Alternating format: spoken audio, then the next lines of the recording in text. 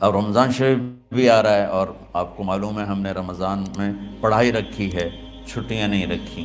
جب میں نے حسنین شروع کیا 1999 میں، تو اللہ نے میرے دل میں یہ بات ڈالی کہ رمضان تو علم کا مہینہ ہے، انا انزلناہ فی لیلۃ القدر، اور چاروں آسمانی کتابیں رمضان میں اور سارے صحیفے رمضان میں۔ اپنے اللہ کو کیا پسند تھا اس مہینے کا۔ حضرت ابراہیم علیہ السلام پر چھوٹی کتابیں اتری یکم رمضان کو، حضرت موسیٰ علیہ السلام پر تورات اتری 2 رمضان کو، حضرت داؤد علیہ السلام پر زبور اتری 6 رمضان کو، حضرت عیسیٰ علیہ السلام پر انجیل اتری 12 یا 18 رمضان کو، اور اللہ کے نبی پر قرآن اترا فی لیلۃ القدر، لیلۃ القدر میں اترا۔ تو سارا آسمانی علم رمضان میں اترا۔ سارے مہینوں کے نام عربوں نے رکھے، محرم، صفر، ربیع الاول، ربیع الثانی، جمادی الاولی، جمادی الثانی، رجب، شعبان، رمضان، شوال، ذوالقعدہ، ذوالحج۔ اس میں جو رمضان ہے یہ نام اللہ نے رکھا، باقی مہینوں کے نام تو رکھے عربوں نے۔ پھر ان کی زبان پہ اللہ لایا رمضان، چونکہ ابھی تو دنیا بھی نہیں بنی تھی اور اللہ نے قرآن کی تلاوت فرمائی تھی، تو اس قرآن میں تھا شہر رمضان الذی انزل فیہ القرآن۔ تو رمضان کا نام اللہ نے پہلے سے چن رکھا تھا، پھر ان سے رکھوا دیا۔ رمضان کہتے ہیں رمض یرمض، جل جانا، جل جانا۔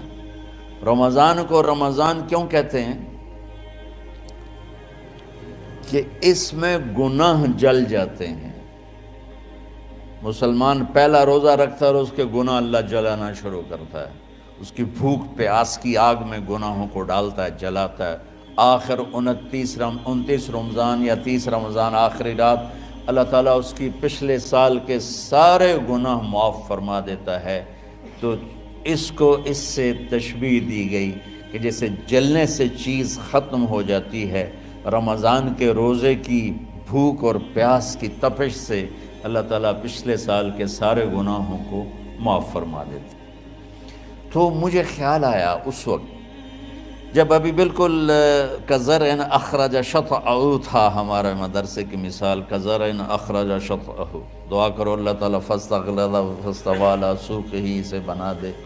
امید تو ہے کہ کچھ شکل اللہ نے بنا دی، اللہ اسے پوری دنیا میں پھیلا دے۔ میری تو تمنا ہے کہ ایک ایسی مثبت سوچ کے علماء کے اللہ میرے ذریعے سے تیار کروا دے جو امت کو جوڑنے والے ہوں، توڑنے والے نہ ہوں۔ کتنا ظلم و ستم ہے کہ پیسے بھی لیتے ہیں اور امت کو توڑ کے چلے جاتے۔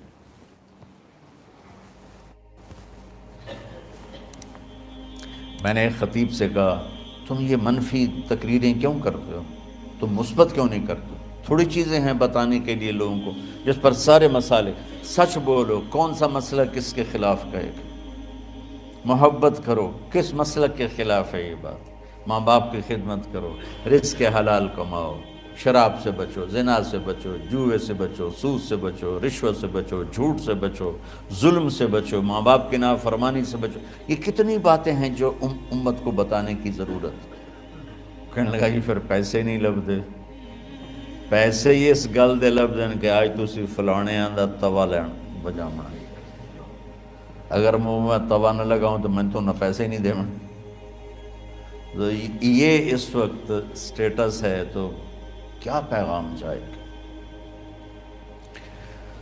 تو اللہ تعالیٰ آپ کو مثبت بنائے۔ رمضان میں چونکہ سارا علم اترا تو مجھے خیال آیا کہ ہمیں رمضان میں چھٹی کرنا تو ایک ایسی عادت ہے، کوئی سنت تو ہے نہیں، تو مجھے رمضان میں پڑھائی کروانی چاہیے، چاہے تھوڑی ہوگی، روزے کی بھوک بھی ستائے گی اور رات کے جاگنے کی وجہ سے نیند بھی ستائے گی، لیکن اس میں ایک لفظ سینکڑوں لفظوں پہ بھاری ہوگا غیر رمضان۔ تو میں کراچی گیا اور مفتی تقی صاحب دامت برکاتہم سے سب سے پہلے جا کے مشورہ کیا کہ حضرت میں چاہتا ہوں کہ رمضان میں چھٹی نہ ہو، پڑھائی ہو۔ اس وقت رمضان سردیوں میں تھا، تو وہ بڑے خوش ہوئے، کہنے لگے یہ تو بہت اچھی بات۔ اصل میں ہمارے اکابر نے رمضان میں چھٹیاں اس لیے رکھی تھیں کہ سارا سال تو عبادت ہوتی ہے بالواسطہ، پڑھنا پڑھانا عبادت ہے ایک واسطے کے ساتھ، اور روزہ، نفل، تہجد، تلاوت یہ عبادت ہے بلا واسطہ۔ تو طلبہ علماء رمضان میں اپنا وقت عبادت میں گزارے، کہنے لگے اب وہ عبادت تو ہوتی نہیں رمضان میں، تو بہتر ہے آپ پڑھائی شروع کرائیں، بہت اچھا ہوگا۔ وہ تو اتنے بڑے ہاتھی کے پاؤں میں سب کا پاؤں، اتنی بڑی ہستی نے، وہ صرف پاکستان کا سرمایہ نہیں پوری امت کا سرمایہ ہے، تو ان کی اس بول نے نہ مجھے ہمت دے دی۔ تو پھر میں نے یہاں آ کر اس وقت یہ پہلی جماعت مولوی عدنان صاحب کی اور مولوی مسعود صاحب اور کچھ انتقال کر گئے رحمۃ اللہ علیہ، یہ تھے، تو ہم نے رمضان میں سبق شروع، اس وقت ذرا میری ہمت تھی تو میں رات کو پڑھاتا بھی تھا، بیان بھی کرتا تھا، اب تو یہی میں اتنی مشکل سے بول رہا ہوں۔ تو ہم نے رمضان میں شروع کی کہ یہ رحمتوں کا مہینہ، ہر چیز کی برکت کا مہینہ، ہر شے کی اللہ کی طرف سے فراوانی اس میں ہے، علم کی بھی، ہدایت کی بھی، رزق کی بھی۔ غریب سے غریب آدمی بھی سموسے بنا کے بیٹھا ہوتا ہے، پکوڑے بنا کے بیٹھا ہوتا ہے، اور دسترخوان پہ ایک کی بجائے 3 چیزیں پڑی ہوتی ہیں، چاہے رمضان کے بعد سب کے پیٹ خراب ہوں، ایک باری تک کھانے دی تباہی پھیر دیں۔ روزے کا مقصد ہی فوت ہو جاتا ہے۔ روزہ تو ہوتا ہے بھوک کے لیے، پر وہ اتنا کھاتے ہیں کہ سحری کا کھانا افطاری تک ہضم نہیں ہوتا، اور افطاری کا کھانا سحری تک ہضم نہیں ہوتا، پر انہیں دونوں کا ہی کھاونا ہے۔ کہتا بھوک نہ لگے، بھوک نہ لگے، وہ بھوک لگنے کے لیے تو روزہ ہے۔ ایک تو یہ جسم کو صاف کرتا ہے، دوسرا غریبوں کی غربت کا احساس پیدا کرتا ہے کہ جو بھوک تو آج برداشت کرتا ہے، غریب روزانہ یہ بھوک برداشت کرتا ہے۔ تو اللہ کے غریبوں کا، غریب بندوں کو کی خدمت کر، ان تک اپنے مال پہنچا، اپنا اللہ نے دیا ہے تو ان کو بھی اس میں شریک کر، قبر میں لے جائے گا۔ تو اللہ تعالیٰ نے میرے دل میں یہ ڈالا، تو ہم نے تعلیم رمضان میں شروع کی، کیونکہ قرآن رمضان میں اترا، انجیل رمضان میں اتری، زبور رمضان میں اتری، تورات رمضان میں اتری، پھر اللہ نے اس مہینے کا نام خود رکھا شہر رمضان، شہر رمضان۔ اس میں شب قدر رکھی، اس میں رات کی ایک نماز۔ اچھا، پہلی امتوں پہ روزہ فرض تھا افطاری سے افطاری، افطاری سے افطاری، بہت شدید تھا، 24 گھنٹے کا روزہ، بس افطاری کے بعد آنکھ لگ جاتی تو روزہ اگلا شروع ہو جاتا تھا۔ تو ہم پر بھی پہلے ایسے ہی روزہ اترا، افطاری سے افطاری۔ تو ابن سرمہ رضی اللہ تعالی عنہ اونٹ چرانے والے تھے، وہ شام کو لوٹے تو بیوی سے پوچھا کوئی افطاری کا سامان ہے؟ انہوں نے کہا ہے تو نہیں، میں کہیں سے لے آتی ہوں۔ وہ گئیں افطاری کا کوئی سامان لینے، ان کو تھوڑی دیر ہو گئی اور ان کی آنکھ لگ گئی، تھکے ہوئے تھے، سورج ڈوب گیا۔ جب وہ آئیں تو ان کا ہائے سرمہ تو ہلاک ہو گیا۔ کہ کیا ہوا؟ کہ اگلا روزہ شروع ہو گیا کیونکہ تیری آنکھ لگ گئی۔ تو انہوں نے کہا چلو کوئی بات نہیں، لیکن ظہر کے وقت بے ہوش ہو گئے۔ ایک روایت میں آتا ہے نماز پڑھنے آئے اور گر گئے، اور ایک میں آتا ہے گھر میں بے ہوش ہوئے۔ تو جو بھی صورتحال تھی اللہ کے نبی کو پتہ چلا۔ کیا ہوا سرمہ کو؟ کہا جی وہ افطاری کر نہیں سکے تو روزہ شروع ہو گیا تو بے ہوش ہو گئے۔ تو اللہ کے نبی رنجیدہ ہوئے، تو اللہ تعالیٰ نے قرآن اتار دیا، چلو میرے محبوب ساری رات کھاؤ، حتیٰ یتبین لکم الخیط الابیض من الخیط الاسود من الفجر، کہ میرے محبوب صبح صادق تک آپ کی امت کو اجازت ہے، کھاؤ۔ پہلی امتوں پر افطاری سے افطاری، لیکن ان کی نماز تراویح نہیں تھی، تو ہمیں اللہ تعالیٰ نے دیا سحری تک پوری رات۔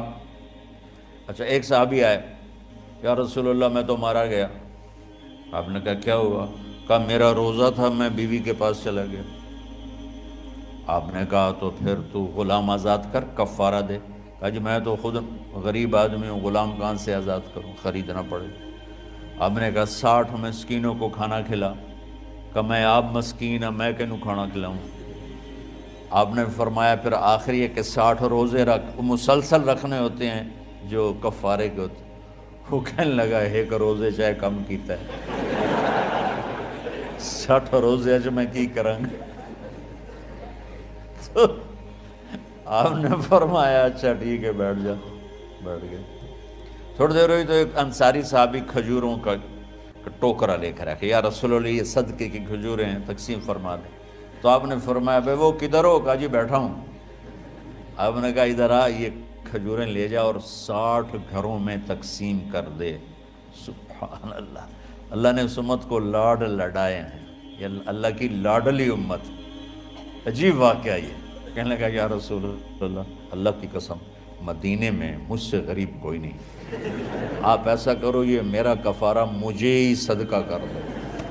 تو آپ اتنا ہنسے کہ یہ آخری دانت نظر آنے لگے۔ بہت کم ایسا ہوتا تھا، فَضَحِكَ حَتَّى بَدَتْ نَوَاجِذُهُ، ایسا ہنسنا آپ کبھی کبھی ہنستے تھے کہ آخری دانت پورا منہ کھل جائے۔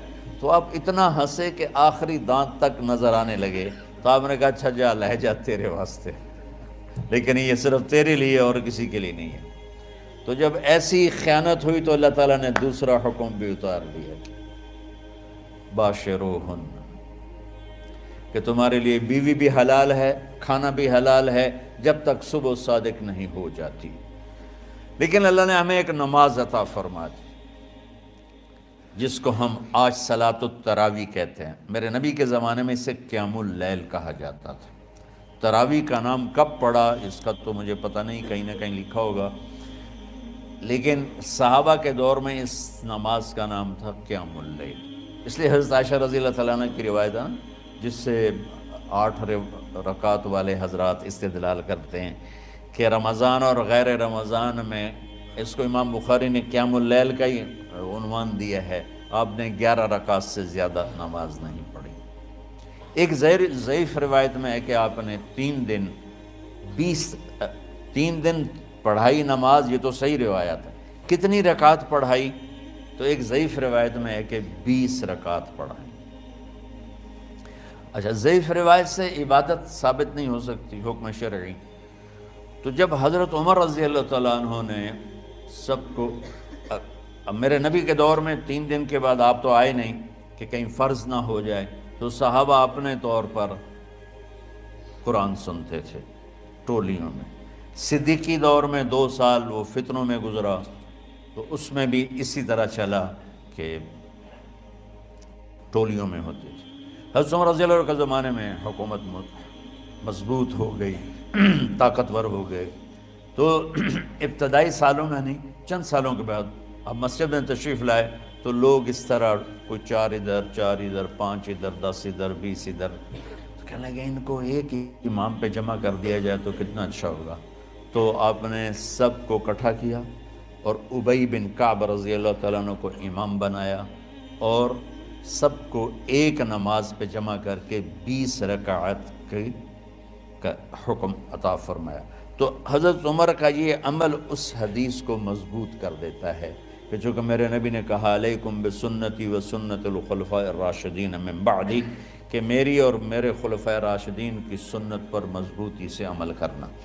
تو حضرت عمر کا جو 20 رکعت طے کرنا ہے، اگر ان کا اپنا اجتہاد ہے تو بھی ہمارے لیے عمل کے لیے کافی ہے، اور اگر ان کو یہ یاد ہے کہ میرے نبی نے 20 پڑھی تھیں تو اور زیادہ اچھی بات ہے۔ لیکن بہرحال جو 8 پڑھتا ہے ہمارا اس پہ بھی کوئی اعتراض نہیں، چونکہ وہ بھی حدیث کے ساتھ بات کرتا ہے، اور باقی پوری امت 20 پڑھتی ہے ان پر بھی اعتراض نہیں۔ میں ایک جگہ سے گزر رہا تھا، نماز کا وقت ہو گیا، اہل حدیث کی مسجد تھی، میں وہاں نماز پڑھنے چلا گیا تو ایک بہت بڑا اشتہار لکھا ہوا تھا، 20 تراویح ثابت کرنے والے کو 5 لاکھ روپے انعام۔ کہ کس قدر بے وقوفی ہے اور کس قدر احمقانہ یہ امت کی باتیں ہیں کہ 20 تراویح، سینکڑوں سال سے امت کا عمل 20 تراویح آ رہا ہے۔ تراویح کا نام جو پڑھا مجھے یوں لگتا ہے کہ اہل مکہ، یعنی اہل مکہ جو تھے نا، وہ 4 تراویح پڑھ کے ایک طواف کرتے تھے، تو وہ آرام کے لیے ہوتا، ترویحہ آرام، تھوڑی دیر کا آرام، تو 4 تراویح کے بعد ایک طواف کرتے تھے۔ وہ چھوٹا سا طواف 10 منٹ میں ختم ہو جاتا تھا، اور پھر 4 تراویح پڑھتے تھے، پھر طواف کرتے تھے، پھر 4 پڑھتے تھے، پھر طواف کرتے تھے۔ یہ صحابہ کے تھوڑے بعد کے دور کی بات۔ تو مدینے والوں کو پتہ چلا کہ مکے والے تو یہ کرتے ہیں، وہ کہنے لگے اساں کی کریے؟ انہوں نے کہا اسی 40 تراویح پڑھیں گے، 40 رکعت، وہ 40 رکعت پڑھتے تھے۔ تو نوافل میں کوئی سختی نہیں کہ بھائی 8 سے زیادہ نہیں پڑھنی، بدعت ہو جائے گی، اور 20 پڑھنا بدعت ہے، یہ سب جہالت کی بات ہے۔ اور یہ 8 پڑھ رہے ہیں یہ غلط ہے، یہ بھی حماقت کی بات ہے۔ جو صحیح حدیث سے دلیل پکڑ کے کوئی عمل کرتا ہو تو بھائیو اس سے بحث نہ کیا کرو، مناظرہ نہ کیا کرو، یہ بہت نادانی والی بات ہے۔